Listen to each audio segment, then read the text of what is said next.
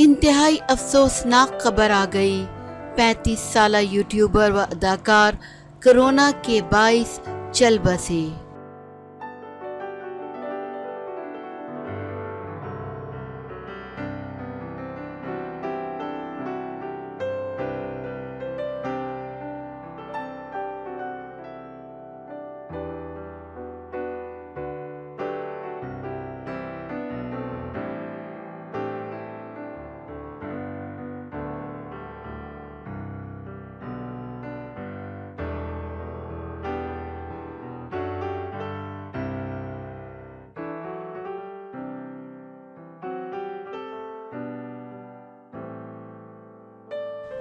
मारूफ YouTuber व अदाकार Rahul vera corona के बाइस चल बसे।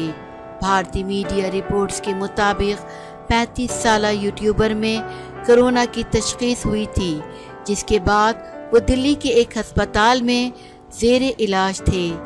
तबीयत ना संभलने पर राहुल को एक और अस्पताल मुंतकिल किया गया, जहां वो आज चल बसे। राहुल वेरा ने गुज़िश्ता रोज़ फेसबुक पर एक पोस्ट की और भारतीय वज़ीर आज़म को टैग करते हुए लिखा कि मुझे भी अच्छा ट्रीटमेंट मिल जाता तो मैं बच जाता।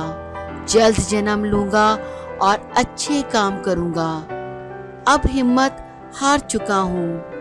राहुल वेरा के फेसबुक पर फॉलोवर्स की तादाद 19 लाख थी और इनकी वीडियोस 100 मिलियन व्यूज़ हासिल करती थी।